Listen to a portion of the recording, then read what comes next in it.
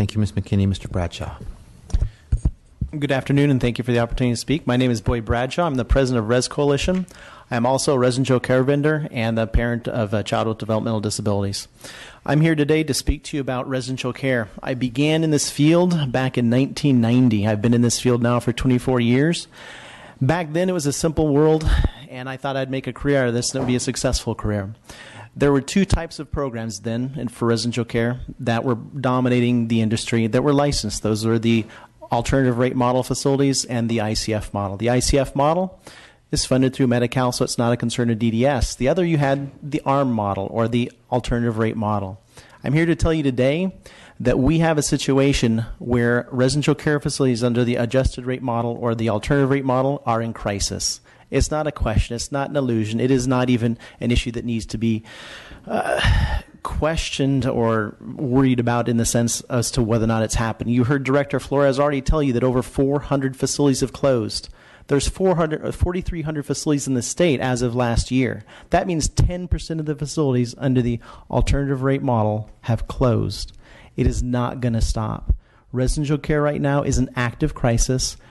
The difficulty we have is that you've got a bifurcated residential system that's occurred. In an effort to close down the developmental centers, you've done an excellent job creating new residential options for people to move out into the community. The problem is those options do not fall under the alternative residential model, resulting in the existing providers in the existing community continue to flounder and continue to falter and to continue to fail.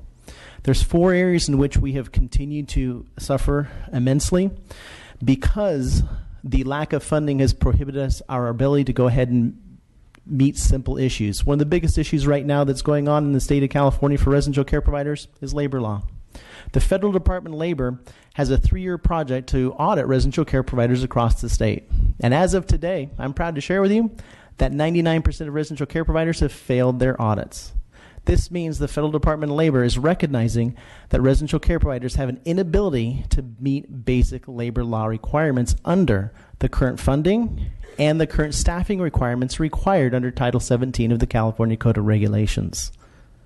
The difficulty we have to recognize here is that it's not the federal requirements that are the problem. We know that when it comes to labor law in California, California labor law is much more restrictive. If we can't meet federal labor law, how are we going to achieve success with regards to state labor law issues? A second issue that's been brought up previously was the whole issue with regards to 4-bed versus 6-bed model.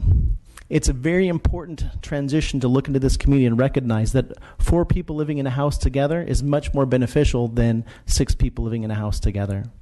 The difficulty is that we're putting these facilities together under the adjusted rate model, which doesn't support this cost structure. It doesn't just fail with regards to the cost structure, it also fails to provide the same services that a 6-bed facility would because of the way in which the formulas and calculations have been made under Title 17. For instance, a level 3 facility, which is the most common type of facility across the state, approximately 25% of the facilities in the state are level 3 facilities under the alternative rate model. A 6-bed facility would provide an individual in that facility 7 hours a week of individual care. A 4-bed facility, which is the exact same level 3 facility, provides each individual 1 hour of care based on Title 17's requirements. So the process of going ahead and creating a 4-bed model, while it's fantastic for the community and for the services that we need, under this current structure, it's actually just like grade inflation in colleges and universities.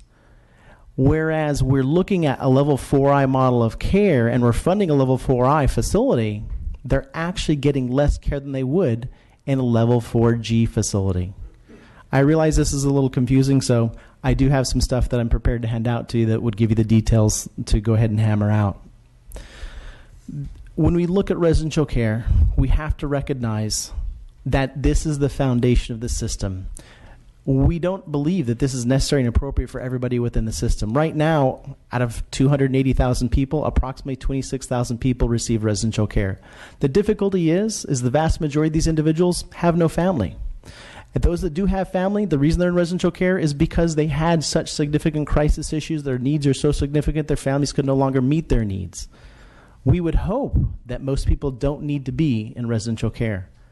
The problem is some people, when you look at a population, some people's needs are so significant, they need a higher level of support. You have made an effort to support people transitioning out of developmental centers, but in that process, you have failed to bolster and support the community as a whole. The end result is you have new programs coming online in residential care every day. There's been a 340% increase in specialized programs to support people coming out of developmental centers in residential care. And yet there's been a 10% decrease in residential care homes for people that are already in the community. That's a program in crisis.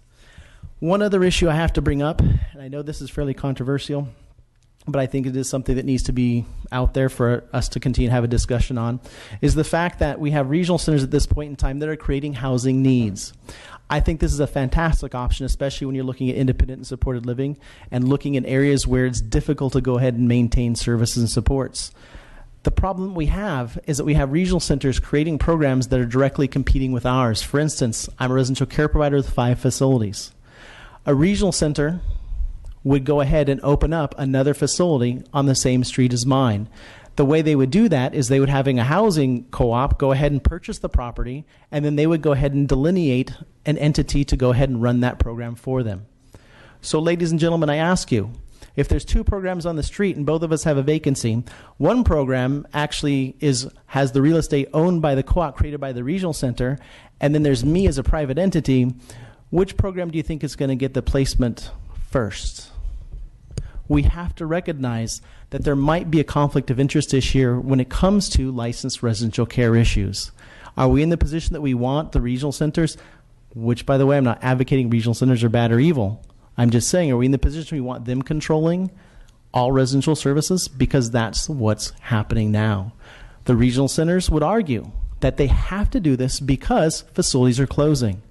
Facilities are closing because we're failing to support the system. Facilities are closing because we're taking old models, which is the alternative rate model, and trying to create new types of service, such as 4 beds. It doesn't work. You want to talk about minimum wage issues? Let's talk about minimum wage issues. A level 3 6-bed facility today makes $5,978. At $10 an hour minimum wage for the employees of that facility, the labor cost is $11,468. That means that facility has less than $4,000 to cover all of its additional costs, which would be utilities, which would be the mortgage or lease, which would also be things such as food and transportation. That's today with today's rates, and you wonder why facilities are closing. Let's go to a place such as Oakland, where the minimum wage is over $12 an hour.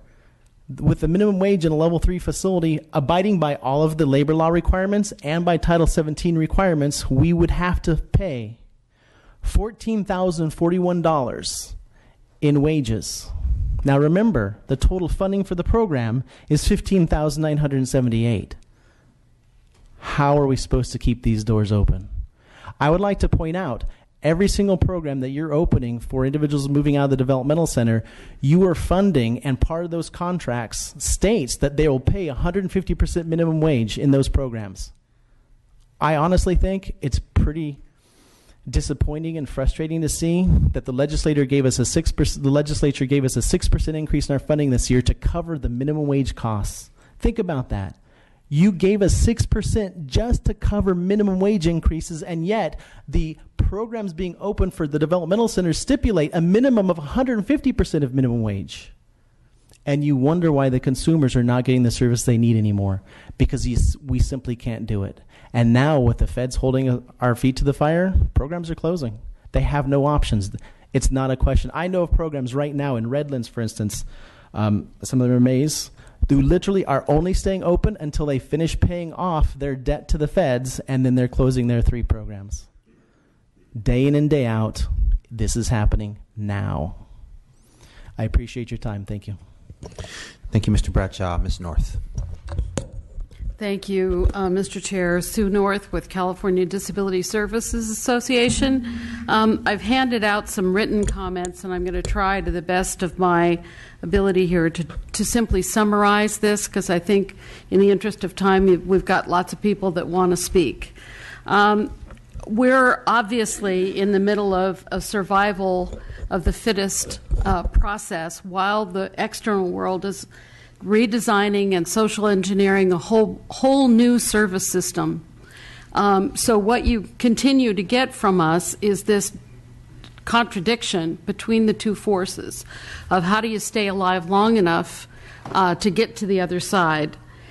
We have today in California about 100,000 of our consumers who go to various kinds of day programs, many of which may ultimately be able to meet the criteria of the new federal regs, but many are not.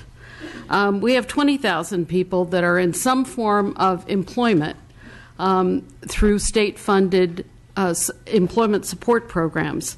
They, too, are waiting for the brave new day when they get first in line, presumably, into the new emphasis on access to competitive integrated employment opportunities in the community.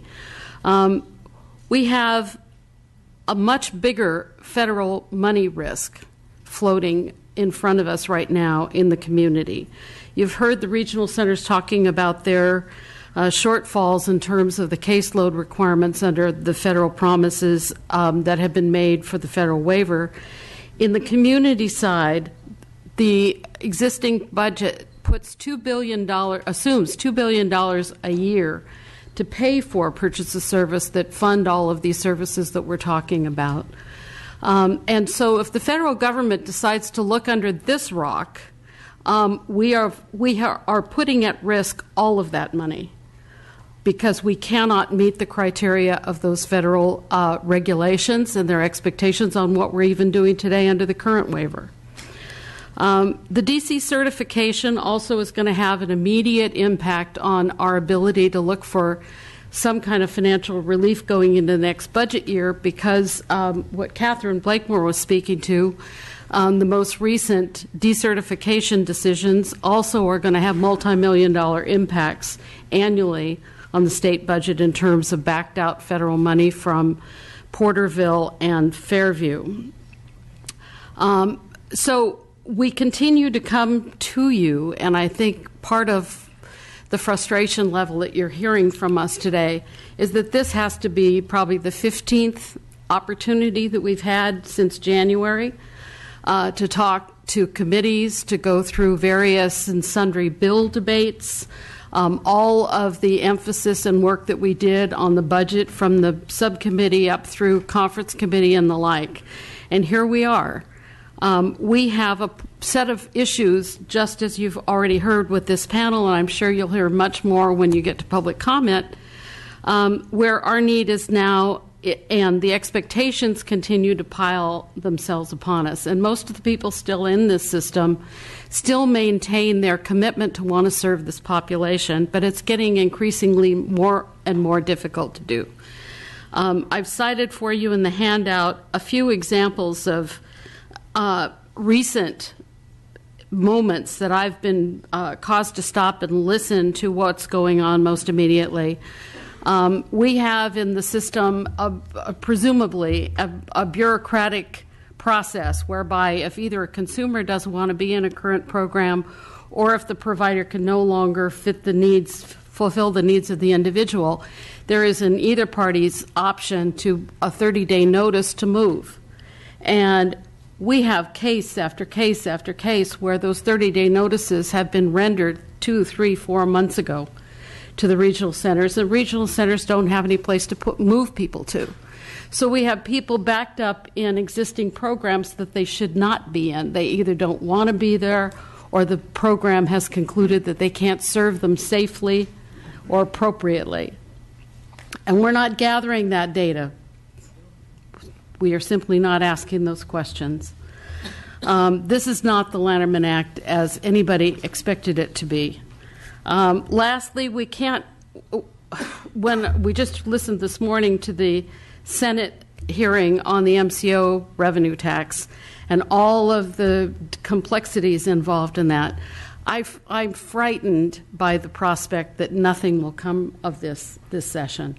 We've got 4 weeks left. Our problem, which we were enumerating in January, continues to get worse. And I don't know what the world's going to look like by the time we come back here in January of next year. We do need something to happen. And I also want to underscore the previous comments about the rate system. It's obvious we didn't have the same kind of problem when we had cost statements in this state, where the state stopped collecting them in 1998. All of the unfunded mandate issues, many of the other cost-driving issues that you've heard used to be dealt with. But the state decided in 1998 they didn't want to know about this anymore because the state didn't want to pay for it. So we are now almost 20 years later, and these are the consequences of that. We need a rate system that can work, and it needs to be designed given the new model of HCBS and CMS expectations and regulations. We need to get about the business of figuring out how we're going to move people from the current programs that create a problem under the federal regs into the new models. But we can't get there from here with the current rate mess that we're in. And the constant question about targeted, should we try to do something? What's the top 3 things we could do that will be cheaper than trying to do a 10% across the board? I've heard that at least 100 times in the last 6 months. And my answer to that is, if I turn over to you, as I've tried to do here in written form, incidents that give you an example of, this is a death by 1,000 cuts. So whichever program you want to talk to, be it the respite provider in Eureka who's trying to figure out how to cover the cost of a 83-cent above minimum wage employee to be able to get to somebody in Clear Lake, and then on to another 45-minute drive away to the next client, et cetera, while all you can pay them is minimum wage while they're driving the car, and you're underfunding the mileage. I mean, there's, again, the death by 1,000 cuts that can be boiled down to a respite provider in a rural part of California, all the way up to the kind of numbers that Boyd's people have been able to put in front of you in terms of the underfunding, generic, systemic, for 25,000, 30,000, the residential care of that many people. We need something, and you can pick anything from A to Z to a way to help us. But if you want to stabilize the system, we're urging you to do something, do as much as you possibly can. My last personal appeal, or I should say CDSA's their organizational appeal to you, is for a bipartisan solution. This system has had 45 years of very good history because we have always had a bipartisan supported model in California. And this is another moment where we need everybody to step up and step away from the kind of digging yourselves into a corner and saying, not unless it's done this way. This is a time for compromise if indeed you really want to help us. Thank you. Thank you, Ms. North. Any questions or comments from members? Assemblymember Thurmond. Thank you, Mr. Chair. Thank you to all the witnesses. I wanted to ask Ms. McKinney, as you laid out all the things that are so important about supported living, I was reminded that in 2010, when I last worked at a regional center, supported living was the hardest service to connect someone to because almost everyone who was then on my caseload, their only form of income was SSI. And, things were already getting bad in terms of affordability of housing. And at that time, there just weren't many options for supported living. I wanted to ask you if you could speak to the combination, the impact when you consider the combination of the rate still being what it is and just the high cost of living, lack of affordable housing, the impact that's having on the people served in supported living. Oh, yeah, things have changed quite a lot. It used to be that we'd have There were apartment complexes throughout the cities, and you'd just get to know the owners who usually lived there, and they would always let you know when there was an apartment available, and you'd have a Section 8 voucher, and you could take it to that apartment complex, and they would honor it, and then you'd have a place for the person to live, and it was a third of their income, essentially, is what they paid. Now those little apartment complexes are being gobbled up by the corporations, and almost all of them are just, when the person's lease is up, they're no longer taking the Section 8, or the new low-income complexes require 3 times the rent, and it's just like it doesn't make any sense. So you used to be able to go to somebody who lived there, or a manager, and just say, understand this, it doesn't work, the numbers don't work, and now you have to go to a board of directors, the corporation, and they won't even talk to you. So yeah, housing is a huge issue. That's, we often joke about it, that the service is going to go away at some point if you can't find housing for independent living and supported living consumers. It hasn't gotten better.